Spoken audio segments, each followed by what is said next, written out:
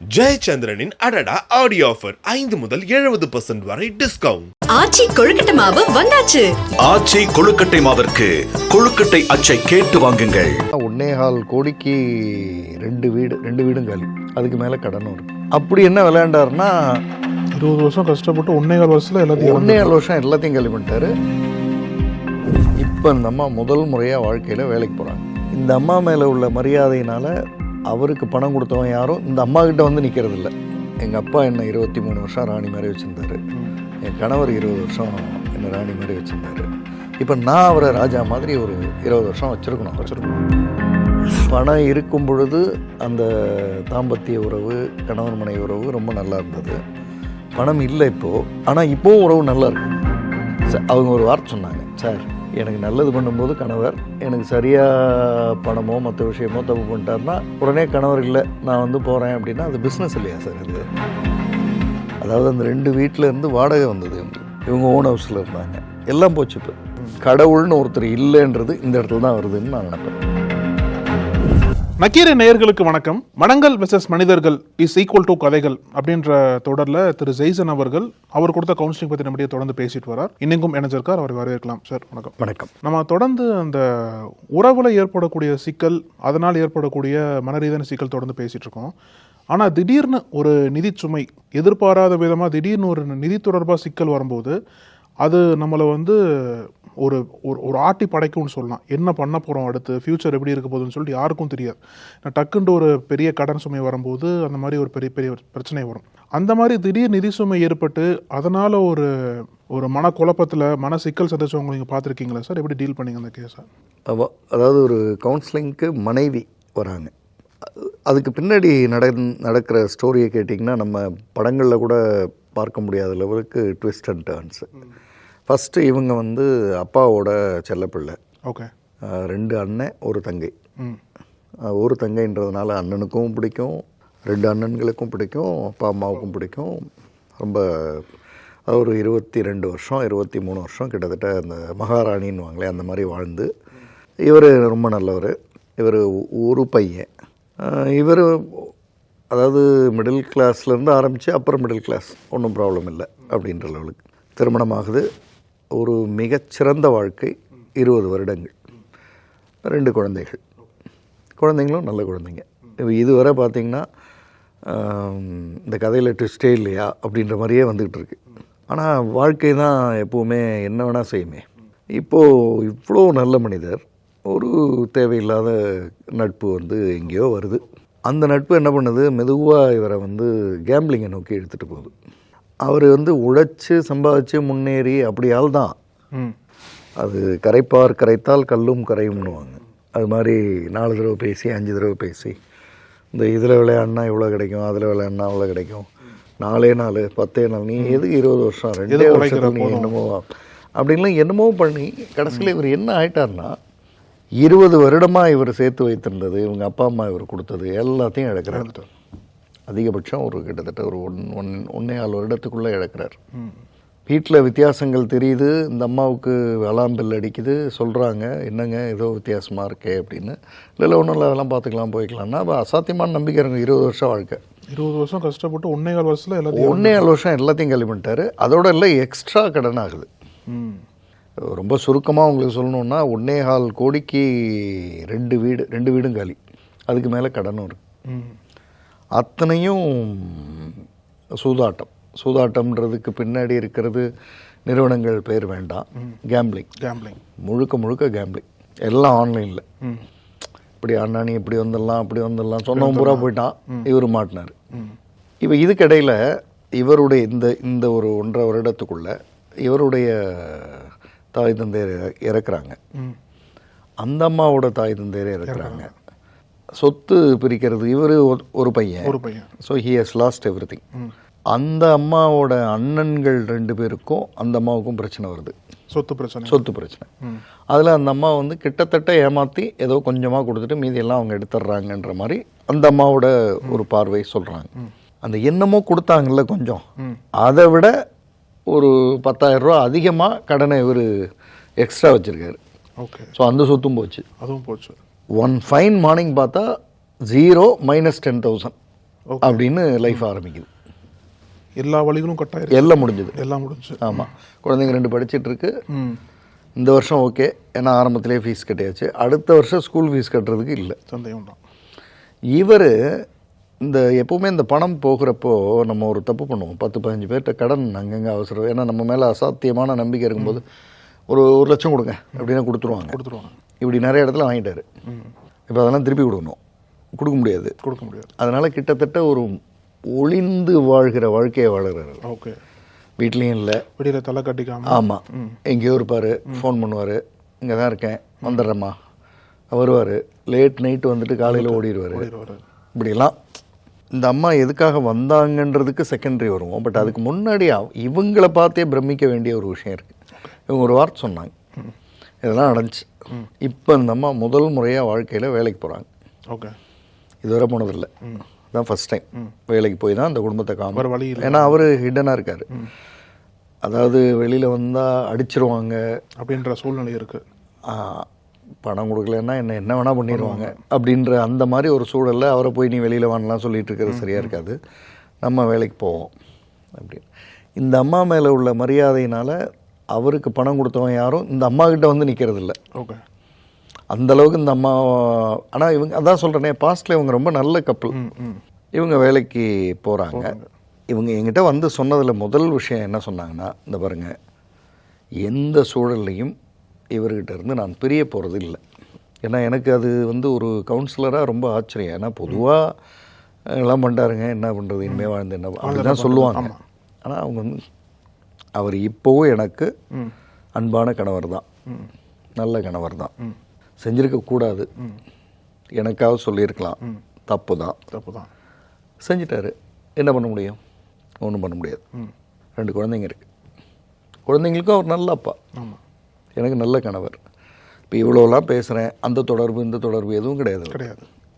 என்னமோ யாரோ சொன்னாங்க, ஒரு நான் வந்துமா ஒரு 3 மாதம் அது கேம்பிளிங் ஆடி ஒரு வேலை வந்துருச்சுன்னா 3 பேரும் நீங்கள் நல்லா ஃப்யூச்சரில் செட்டில் ஆகிடுவீங்க அப்படின்னு நினச்சிட்டேன். தப்பு தான் அது அப்படின்னு சொல்கிறாரு. என்ன பண்ணுறது? அதனால் அது இல்லை, நான் வந்தது அதுக்கு இல்லை. ஏன்னா பொதுவாக அப்படி தான் வருவாங்க, கணவரை வந்து இப்படி பண்ணிட்டாரு, இனிமேல் நான் வந்து வாழ முடியாது அதெல்லாம் சொல்லுவாங்க. ஆனால் இவங்க அது இல்லை, அவர் கூட தான் அவர் இப்போது எனக்கு நல்ல கணவர் தான் அவர். இந்த போர்ஷன் ஏதோ நடந்துருச்சு, மனுஷன் தப்பு பண்ணுறது இல்லையா, அந்த மாதிரி. எனக்கான கேள்வி வேறு.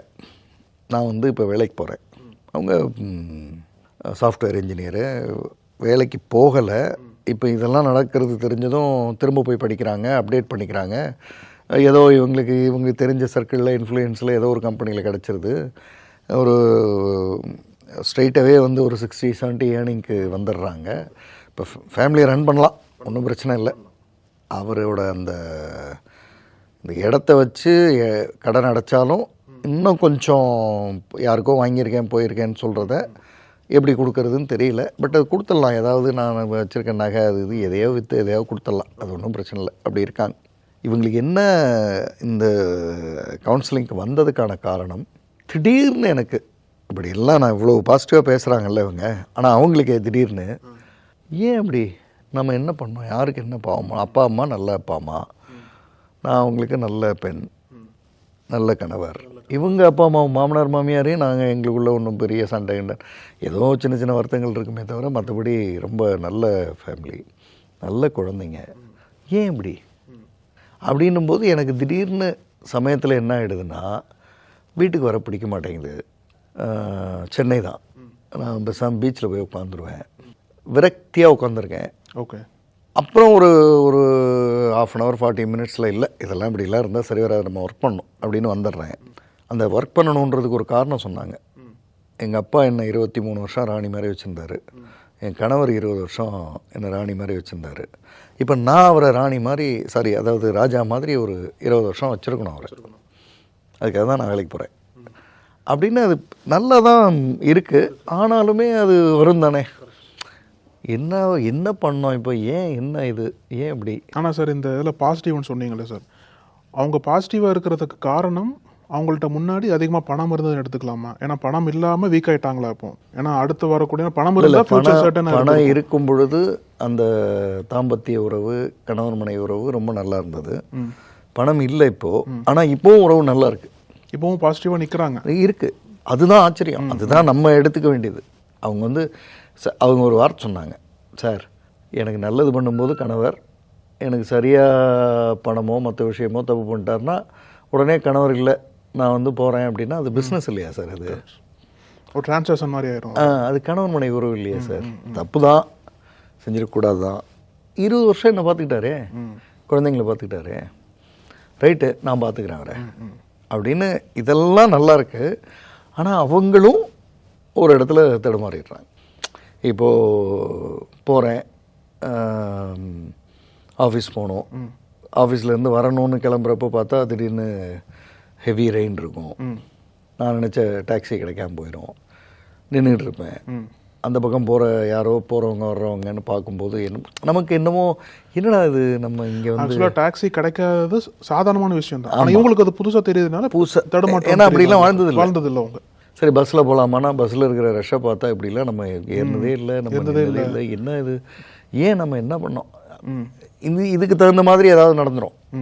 இப்போ இவங்க போகிறப்ப செல்ஃபோனை வச்சுட்டு வந்துட்டேன், மறந்துட்டேன், அதை யாரோ எடுத்துகிட்டு போயிட்டாங்க.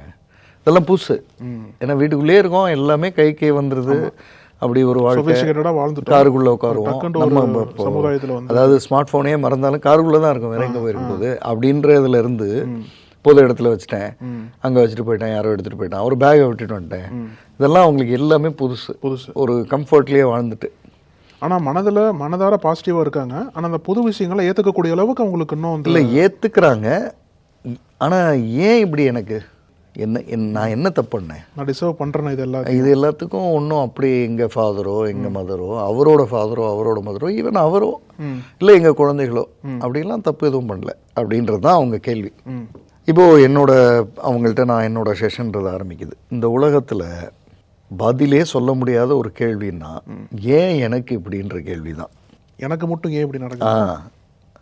700 பில்லியன் பேர் இருக்காங்கன்னா 700 பில்லியன் பீப்புள்னே இந்த கேள்வி இருக்குது, எனக்கு மட்டும் ஏன் இப்படி, அப்படி ஒரு போர்ஷன் இருந்துகிட்டே இருக்கு.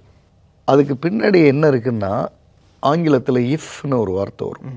இஃப் இருந்திருந்தால், போயிருந்தால், வந்திருந்தால், நடந்திருந்தால், கணவர் மட்டும் ஒழுங்காக இருந்திருந்தா அப்படின்னா இது வராது. இந்த எனக்கு மட்டும் ஏன் இப்படி அது வராது. ஏன்னா அவர் ஒழுங்காக இருந்தார், இருந்திருந்தால் அப்படின்னு நீங்கள் நினைக்கிறப்பெல்லாம் எனக்கு ஏன் இப்படி அது வந்துடும். ஒழுங்காக இல்லை, அப்போ இல்லை, அதை தானே நீங்கள் எடுக்கிறீங்க, அப்போ இது வந்துடும். அப்போ உங்கள் தாட்டில் நீங்கள் அரெஸ்ட் பண்ண வேண்டிய முதல் வார்த்தை வந்து இஃப். இந்த வார்த்தையை வச்சுக்கிட்டு இருந்தீங்கன்னா காலத்துக்கு இப்படி தான் இருக்கும். சார் அவர் மட்டும் சரியாக இருந்திருந்தால் நான் ஏன் சார் வேலைக்கு வரேன், எனக்கு ஏன் சார் இப்படி. ஆனால் நீங்கள் ஈஸியாக சொல்லிட்டீங்க சார், ஆனால் எவ்வளோ கஷ்டம் தெரியுமா? கஷ்டம்தான். ஏதோ ஒரு காரணம் வேணும் இல்லை சார், மனிதரோட மைண்டுக்கு வந்து ஏதோ ஒரு காரணம், ஏதோ ஒரு பிளேம் ரீசன்ஸ் வேணும் இல்லை சார். இப்போ தன்னை நான் பண்ணுறதா சரின்னு காட்டிக்கிறதுக்காக ஏதோ ஒரு காரணம் தேடும். இப்போ ஒரு உதாரணத்துக்கு சொல்கிறேன். ஏதோ ஒரு நாடு இன்னொரு நாடு மேலே குண்டு போடுது. இந்த நாட்டுக்கு எண்ணம் வந்து அந்த நாட்டை சீர்குலைக்கணும், அந்த நாட்டுக்கு எண்ணம் நீ போட்டியா நானும் போடுறேன், இதான் ரெண்டு அடிச்சுக்கிறது இருக்கும். ஆனால் அன்னைக்கு காலையில் இறந்தது அன்னைக்கு பிறந்த ஒரு குழந்தை அப்படின்னா அந்த அம்மாவுக்கு என்ன தோணும், எனக்கு ஏன் இப்படி, நான் என்ன பண்ணேன் அப்படின்ற ஒரு கேள்வி இருக்குல்ல. அதுக்கு இன்னைக்கு வர உலகத்தில் பதில் இல்லை. என்னை பொறுத்தளவு நான் பர்சனலாக நினைக்கிறது, கடவுள்னு ஒருத்தர் இல்லைன்றது இந்த இடத்துல தான் வருதுன்னு நான் நினைப்பேன். ஓகே, கடவுள்னு ஒருத்தர் இல்லை அப்படின்ற இடத்துக்கு நான் எங்கே வருவேன்னா, இந்த குழந்தை என்ன பண்ணுச்சு, இவங்க ஏன் இருக்கணும். இப்போ இந்த நம்ம ஃப்ளைட்டில் இறந்ததில் அந்த ஒரு ஃபோட்டோ என்னை வந்து ரொம்ப பாதித்தது. அதாவது கணவன் மனைவி டாக்டர் 3 குழந்தைங்க யூகேயில் போய் செட்டில் ஆகணுன்ட்டு எல்லாம் பிளான் பண்ணி 2 வருஷமாக அதுக்காக எல்லாம் பண்ணி கடைசியாக பேக் பண்ணி இங்கேருந்து மொத்தமாக கிளம்புறாங்க. அந்த ஃப்ளைட்டில் 3 குழந்தைங்களும் இவங்களும் செல்ஃபி ஒன்று எல்லாரும் சிரிக்கிற ஒரு ஃபோட்டோ தான் கடைசியாக அனுப்பிச்சிருக்காங்க. அவங்க இல்லை இப்போ. சரி, நீங்கள் மற்ற நியாயம்லாம் விட்டுருங்க. அதாவது அவர் தப்பு பண்ணியிருப்பார், அவங்க தப்பு, இது இப்படி தான் நம்ம ஏதாவது பேசுவோம். இந்த குழந்தைங்க என்ன பண்ணுச்சு? அப்போ எங்கே கடவுள் இருக்கார்? இந்த கேள்வி பல தலை கேட்டால் போரே வராது சார் உலகம். அப்போ இஃப்னு ஒன்று இருக்குல்ல, அது இருக்கிற வரை நடந்திருந்தால் போயிருந்தால் வந்திருந்தால்னா கடவுள்னு ஒன்று இல்லை. இல்லை. அப்போ நம்ம வந்து இஃப்லேருந்து எப்படி வெளியில் வர்றது சார் அப்படின்னா வேறு ஆப்ஷனே கிடையாது, ஸ்கில்லு தான். அதோட திறமையால் தான். அதாவது விதியை மதியால் வெல்கன்னு எதுக்கு சொன்னாங்க? திறமையால் மட்டும்தான் நீங்கள் வந்து ஜெயிக்க முடியும். இதை வேறு எதாலையும் ஜெயிக்க முடியாது. இப்போ நீங்கள் தெரிஞ்சோ தெரியாமலோ வேலைக்கு போயிட்டீங்க. இப்போ நிறைய பேர் கவுன்சிலிங் வந்திருந்தால் நான் என்ன சொல்லுவேன், நீங்கள் தான் வேலைக்கு போய் காப்பாற்றணும்னு சொல்லுவேன். ஆனால் நீங்கள் அந்த ஸ்டெப்பை எடுத்துட்டீங்க. இப்போ ஒரு தடுமாற்றம் வருது இல்லை, எனக்கு ஏன் இப்படி அப்படின்னு. இப்போ அப்பா 20 வருஷம், கணவர் 20 வருஷம், 40 வருட வளர்ச்சியை அடுத்த 10-20 வருடத்துக்குள்ளே நீங்கள் உங்கள் இன்கம்லேருந்து ஜெனரேட் பண்ணுறது மட்டும்தான் இப்போ இருக்கிற மதி, அதாவது திறமை. லைஃப் பிகின்ஸ் அட் 40 சொன்னீங்கல்ல. ஆமாம், அப்படிதான் ஆரம்பிக்குது. ஆமாம், வாழ்க்கை புதுசாக ஆரம்பிக்குது. ஆமாம். அடுத்த 20 வருடத்தில் நீங்கள் இதை எப்படி செய்ய போகிறீங்க? வேறு வழி இல்லை. இதுதான் ரியாலிட்டி. இதுதான் ரியாலிட்டி. ஏன்னா சொத்து இல்லை, அதிகபட்சம் உங்கள்கிட்ட கொஞ்சம் நகை இருக்குது, அதையும் அவர் வாங்கியிருக்க அந்த அங்கே வாங்கினேன் இங்கே வாங்கினேன்றது கொடுத்தா அதுவும் போச்சு. உங்களுக்கு இருக்கிற ஒரே பாதுகாப்பு உங்களோட கல்வி படிப்பு தான். அதை வச்சு இப்போ இன்கம் வருது. ஆனால் இங்கேருந்து 40 வருடம் நீங்கள் உழைச்சி மேலே வந்ததை அடுத்த ஒரு 20 வருடத்துக்குள்ளே தொடரும். அப்படின்னும்போது ஒன்று வேலைக்கு இப்போ 40க்கு மேலே உடம்பு ஒத்துழைக்கணும், இதெல்லாம் இருக்குது. அந்த பயம்லாம் வரும்ல. பட் வேறு ஆப்ஷன் இல்லை. ஹெல்த்தியாக இருக்கணும், நல்ல ஃபுட் எடுக்கணும், க்யூரியாசிட்டி, ஆர்வத்தை வந்து வேலையில் அதிகப்படுத்தணும். அப்போ தான் வந்து கம்பெனி வந்து யார் இவங்க பரவாயில்லையே நல்லா பண்ணுறாங்களே அப்படின்ற இடத்துக்கு வரும். அது எவ்வளோ முக்கியமோ அதே மாதிரி வர்ற ஃபினான்ஸை நீங்கள் வந்து உங்கள் செலவெல்லாம் போக ஈவன் ஒரு 1000 rupees கூட, ஈவன் ஒரு 500 rupees கூட இன்வெஸ்டிங்க்கு நீங்கள் நகர்த்தணும். ஏன்னா 500 rupees மல்டிப்ளை பை 20 years வந்து could be anything when you invest in any good companies. இங்கேருந்து 20 வருஷம் கழித்து ஒரு நார்மல் கம்பெனி வந்து பெரிய லெவலுக்கு போயிடுதுன்னு வச்சுக்கோம். உங்கள் 500 ரூபா வந்து மேபி 5 லட்சமாக இருக்கலாம், 50 லட்சமாக இருக்கலாம், தெரியாது. அப்போ இன்வெஸ்டிங்கை வந்து ஒரு பக்கம் கையில் எடுக்கணும். இன்னொரு பக்கம் நீங்கள் வந்து உங்கள் இன்கம்மை இன்னும் ஏதாவது இம்ப்ரூவ் பண்ணுறதுக்கான வேறு பாசிபிலிட்டிஸ் இருக்கான்னு அதுக்கு ஏதாவது படிக்கணுன்னா அதை நோக்கி போகணும். அது ஆல்ரெடி ஸ்டார்ட் பண்ணிட்டீங்க, ஆனால் போகணும். இதை கடந்து குழந்தைகள்கிட்ட, ஏன்னா குழந்தைகளுக்கு இப்போ ஒரு குழப்பம் இருக்குது. என்ன அப்பா திடீர்னு வர்றதே இல்லை, என்னாச்சு, திடீர்னு அம்மா வேலைக்கு போகிறாங்க, என்ன நடக்குது? குழந்தைகள்கிட்ட வந்து வாழ்க்கைன்றது வந்து இப்படி தான் அன்எக்ஸ்பெக்டட் நடக்கும், அதை இப்படி தான் ஃபேஸ் பண்ணணும். லெக்சர்லாம் அடிக்கலை, வாழ்ந்தே காட்டுறோம் அப்படின்னு செய்ய வேண்டிய இடத்துல நீங்கள் இருக்கீங்க. ஆக்சுவலாக இவங்களுக்கு 40ல் புரிய வந்து அவங்கள சின்ன வயசுலேயே புரிய வந்துருச்சு, வந்திருக்கும். இதுதான் இப்போ குழந்தைங்களுக்கு என்ன தோணும், ஓகே அப்போ எப்போ வேணால் வாழ்க்கை வந்து மாறும். நம்ம வந்து ஒரு முடிவு கொஞ்சம் அப்படி போயிட்டோம்னா முடிஞ்சுது. இப்போ இந்த கேம்லிங்கை அவர் செய்யாமல் இருந்திருக்கும் பட்சத்தில் இது வந்து மெட்ராஸில் ஒரு 2 வீடு வச்சுருந்ததை வந்து விற்கிற ஸ்டேஜுக்கு போயிடுச்சு. அதாவது அந்த 2 வீட்டில் இருந்து வாடகை வந்தது இவங்களுக்கு, இவங்க ஓன் ஹவுஸில் இருந்தாங்க, எல்லாம் போச்சு. இப்போ அப்படி என்ன விளையாண்டாருன்னா, நீங்கள் பணத்தை சம்பாதிக்கிறது தான் சார் கஷ்டம், இழக்கிறது குயிக்காக பண்ணிடலாம். இழக்கிறது ஒரு 4 பழக்கம் வச்சுருந்தீங்கன்னா போதும், கூடவே ஒரு 4 ஃப்ரெண்ட்ஸையும் சேர்த்துக்கிட்டிங்கன்னா இன்னும் குயிக்காக முடிஞ்சிடும் அது. ஏன்னா நீங்கள் இங்கே கஷ்டப்பட்டு உழைச்சிங்கன்னா 20 வருஷம் கழித்து நல்லா இருப்பீங்கன்னு சொல்கிற ஆட்கள் குறைவு. 20 வருஷம் நல்லா இருந்ததை 2 மாதத்தில் காலி பண்ணுற ஆட்கள் அதிகம். ஏன்னா அவங்களுக்கு அதனுடைய வேல்யூ தெரியாது. அவன் 20 வருஷம் உழைச்சிருந்தா அவன் ஏன் வந்து சொல்கிறான். அப்போது இந்த விஷயங்களை அவங்கள்ட்ட பேசுகிறேன்.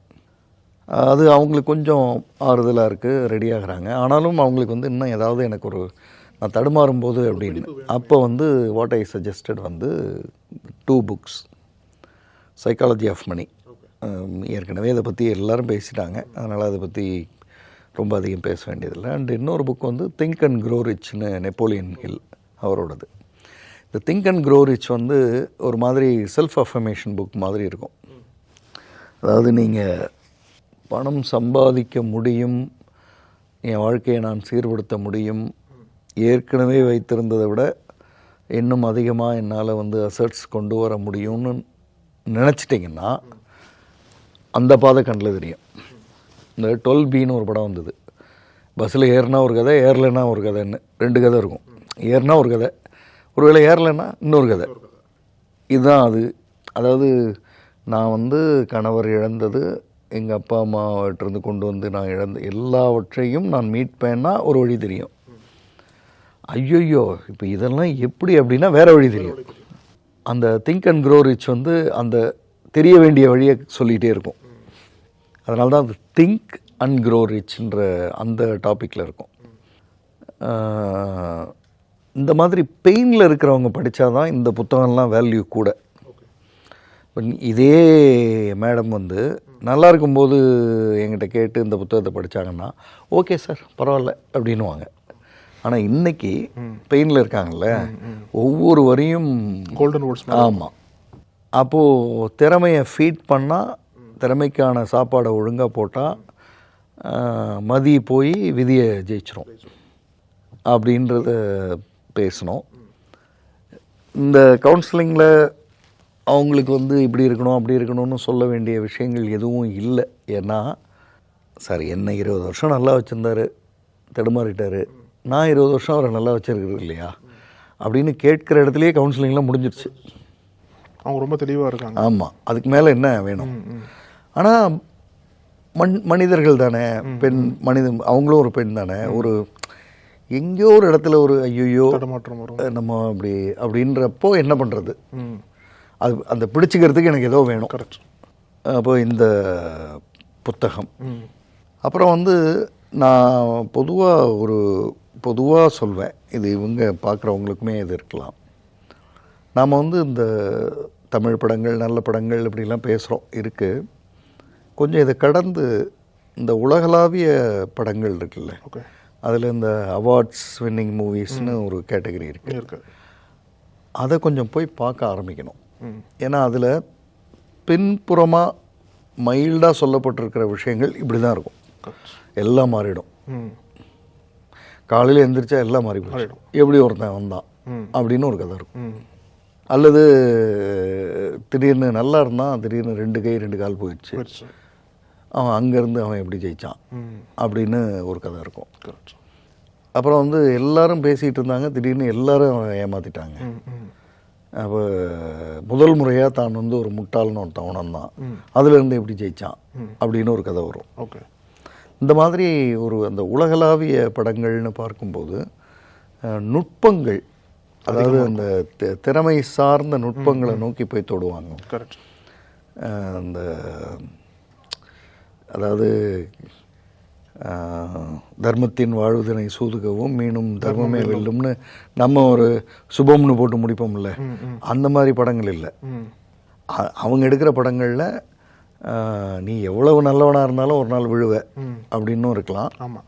அதாவது நீ பண்ணுற தப்புனால, ஒரு சின்ன தப்புனால, அல்லது நீ எவ்வளவு கெட்டவனாக இருந்தாலும் ஒரு சின்ன நல்லதுனால நீ எந்திரிச்சு வந்துடுவ அப்படின்னும் அவங்க அந்த மாதிரியான படங்களுமா இருக்கும்.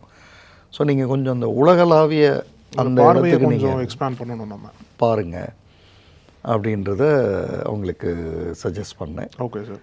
நான் அவங்களுக்கு சஜஸ்ட் பண்ண கொஞ்சம், அதாவது ஸ்பிரிச்சுவலாக உங்களை அறியாமல் சில விஷயங்களை உங்களுக்கு கற்றுக் கொடுக்குற ஒரு படம் இருக்குது. அதாவது spring, summer, winter, fall. Okay. படம் பேர் அந்த சவுத் கொரியன் டைரக்டர் கிம் கி டுக் அவரோடது. இந்த படம் வந்து, இந்த படத்தில் ஒரு 2-3 அதாவது நம்ம வந்து முதல்ல தனியாக பார்க்கணும். ஓகே. அப்புறம் வேணும்னா நீங்கள் குடும்பத்தோடு பார்க்குறது அது அவங்கவுங்க சாய்ஸ். ஒரு 2-3 சீன்ஸ் ஒரு மாதிரி இருக்கும். மற்றபடி லைஃப் லெசன்ஸை வந்து அது அவ்வளோ அழகாக சொல்லி கொடுத்துரும். ஓகே. ரொம்ப ஈஸியாக அழகாக சொல்லி கொடுத்துரும். அப்படியான ஒரு படம், அதையும் சஜஸ்ட் பண்ணேன். Fine sir. அதுக்கப்புறம் அவங்க சரியாகும். சார் இப்போ எளிமையாக வந்து அந்த இஃப் பேட்டில் எப்படி ஜெயிக்கலாம் அப்படின்றதுக்கு என்னென்ன ஸ்கில்ஸ்ன்னு சொல்ல முடியுமா சார்? ஒரு 4-5 ஸ்கில்ஸ் சிம்பிளாக சொல்லணும் அப்படின்னு. இல்லை, இப்போது ஃபஸ்ட்டு வந்து அக்செப்டிங் ரியாலிட்டி, இது ஒரு ஸ்கில். நிறைய பேருக்கு இது புரியாது. நிறைய பேருக்கு என்னென்னா, ரைட்டு சார், அது எப்படி சார் அப்படின்னே கேட்டுட்டு இருப்பாங்க. நீங்கள் ஒரு 15 நாள் கேட்டு 16வது நாள் அக்செப்ட் தான் பண்ண போகிறீங்க. இன்றைக்கி அக்செப்ட் பண்ணால் 15 நாள் எக்ஸ்ட்ரா உங்களுக்கு. So first point accepting reality, வேறு வழியே இல்லை, அக்செப்ட் பண்ணணும். ரெண்டாவது, ஒன்ஸ் அக்செப்டிங் தி ரியாலிட்டி நடந்துருச்சுன்னா you are supposed to move forward. அங்கேயே நின்றுட்டு இருந்து பிரயோஜனம் இல்லை. ஏன்னா நின்றுட்டு இருந்தால் திரும்ப பழசுக்கு போவீங்க. அப்போ மூவ் ஃபார்வர்டுக்கு வேறு என்ன உங்கள்கிட்ட கையில் திறமை இருக்குது? படித்ததாக இருக்கலாம், நீங்கள் நல்ல ஆர்டிஸ்டாக இருப்பீங்க, இல்லை சும்மா போனால் போதுன்னு ஒரு இடத்த வாங்கி போட்டேன் சார், நானே மறந்து போயிட்டேன், இப்போ தான் போய் பார்த்தா அது 25 லட்சம் போகுதுன்றாங்க அப்படின்னு நமக்கே. ஏன்னா நமக்கு தேவைகள் அதிகமாகும் போது தான், அது தேவைகள் வரும்போது தான் நம்ம சும்மா கிடக்கு அப்படின்னு நினச்சது வந்து நமக்கு ஒரு பெரிய விஷயமா மாறும். அந்த மாதிரி உங்கள்கிட்ட என்ன இருக்குது அப்படின்றது அடுத்தது. அதுக்கப்புறம் ப்ராக்டிக்கல் ஈல்டு. சும்மா ஏதாவது நான் அதை பண்ணி, நான் ஒரு பிஸ்னஸ் பண்ணி, நான் எல்லாம் எங்கள் வீட்டுக்காரர் இழந்ததெல்லாம் கொண்டு அப்படிலாம் இல்லை. இந்த மாதம் கைக்கு வர்றது ரொம்ப முக்கியமாக. ஏன்னா 0ல் இருக்கும். அதுக்கு என்ன செய்கிறது? ப்ராக்டிக்கலாக கைக்கு வரணும் எனக்கு அப்படின்றது என்ன? வேலைக்கு போகிறோமா, இல்லை ஒரு சின்னதாக ஒரு கடை வச்சுக்கிறோமா, சின்னதாக ஒரு தொழில் செய்கிறோமா, இல்லை ஆன்லைன்லேயே ஒன்று பண்ண போகிறோமா, இல்லை நான் நல்லா சமைப்பேன், ஒரு ஹோட்டலோட டைப் பண்ணிட்டு நான், அதாவது ஒயிட் லேபிள் மாதிரி பொங்கலை நான் செஞ்சு அனுப்பிச்சிட்றேன், குறையே சொல்ல முடியாது நீங்கள் அப்படின்னா, என்ன காஸ்ட்டோ அதுக்கு மேலே எனக்கு இவ்வளோ கொடுங்கன்னா, இப்போ ஏதோ ஒரு முக்கியமான ஹோட்டலுக்கு வந்து அது ஒரு ஈஸியஸ்ட் ஒர்க்கு. இந்த மாதிரி உங்கள்கிட்ட என்ன இருக்குது அப்படி. ஆனால் உடனே வரணும். நமக்கு வந்து மாதம் வந்தாகணும். மாதம் வரலைன்னா 6 மாதத்துல இந்த உறவே போயிடும். ஸோ அது மாதிரியான ப்ராக்டிக்கல் ஈல்டு, இந்த ஸ்கில்ஸ் எல்லாம் கையில் இருந்து தான் வெளியில் வர முடியுமே தவிர தியரியில் பேசிகிட்டு இருந்து ஒன்றும் ஆக போகிறது. ரைட் சார், ரொம்ப நன்றி சார் கருத்துக்களுக்கு. தேங்க்யூ. நக்கீரன் டிவிக்கு சப்ஸ்கிரைப் செய்யுங்கள். உங்கள் ஆதரவே எங்கள் பலம். ஆசிரியர்களுக்கு நண்பனாகவும் மாணவர்களுக்கு ஆசானாகவும் திகழும் தேர்வு வழிகாட்டி. ஒவ்வொரு பாடத்திற்கும் அனுபவமிக்க ஆசிரியர்களின் துல்லியமான தெளிவான விடைகள். CNC இருக்கு, தேர்வு பயம் எதற்கு? இது தீரன் பப்ளிஷிங் ஹவுஸ் விற்பனை வெளியீடு.